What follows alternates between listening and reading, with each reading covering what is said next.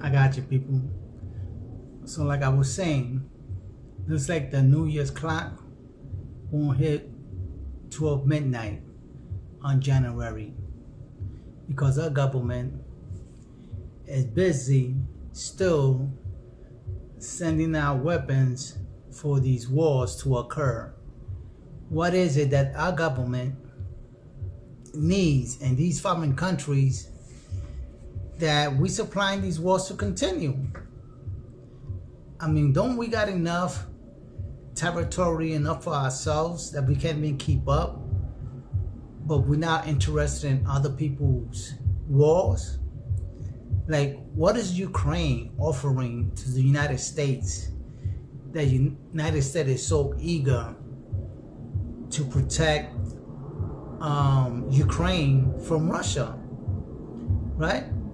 Or what does Russia needs from Ukraine that NATO and its allies and the West don't want him to get? You know that Russia and Ukraine are border to border. If he wanted anything, he would have took it a long time ago. So I don't know what's this thing about that. They say that Russia wants Ukraine's minerals, right? Whatever minerals you got on the earth that is abundant and is needed for the future. You know, what's the difference is Russia wants it and the West and his allies wants the same thing. So who's trying to get what from Ukraine? Or what did Ukraine offer the West and his allies that these people keep on supplying him with weapons so that the war could continue, you know? And I don't think no American or citizen in the right mind is gonna volunteer to support this war and have boots in the ground and have American and citizens die on the greed of our government and the NATO allied forces. It's all greed. These people are fighting for things that are gonna benefit them and the government. It's all political thing going on with each other. It's got nothing to do with us, the United States and the allies, being threatened by Russia or the Middle East. Because if we wanted the Middle East, we could have just ran right over it and bombarded from air and sea. We don't even have to put boots in the ground, just like in Ukraine, right? If Russia wanted Ukraine, he don't have to have any troops in the ground. He would have bombed it by air and by sea and motor rounds. He has no need to put people on the ground and lose soldiers and people, you know, Russian citizens and Ukrainian citizens. I bet even Ukrainian citizens would like this war to end. But no, their president, Zelensky, is all interested in winning a battle. Him, Biden, and the rest of Biden's administration are so eager to accomplish something that it looks like nobody's gonna win. Are they so eager to win this war that they're gonna escalate to a nuclear war, a nuclear destruction that will obliterate the end of humanity? You know, send it back to Gravel?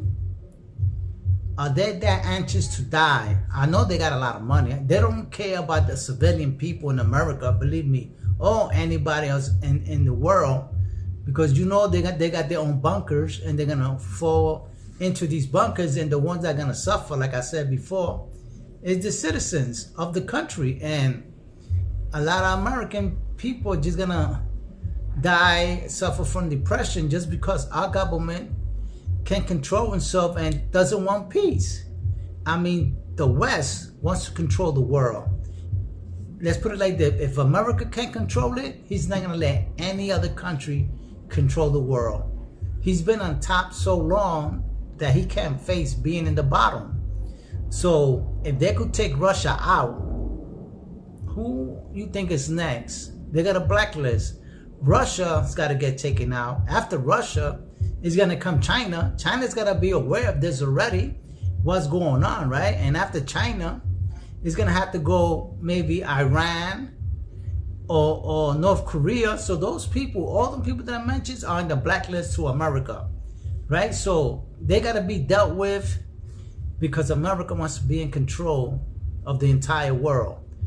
I don't know what's wrong with this government that wants to control the world. They can't even control, mind you, or borough or city or state here in America, and they want to control the world.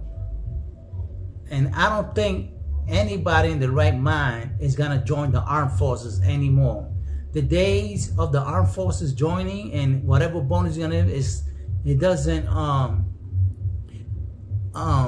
equal the risk of dying for a country that doesn't want peace, or that can now improve the way of living here in America.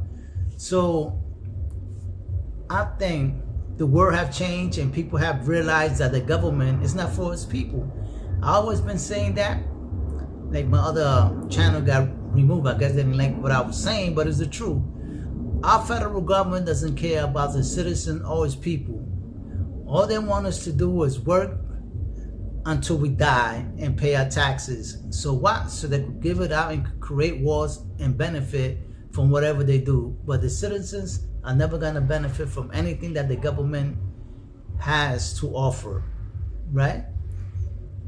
So all they doing is offering this war, and we never had peace. You know, this country hasn't been in peace since the Reagan administration. And I will say that to remind people.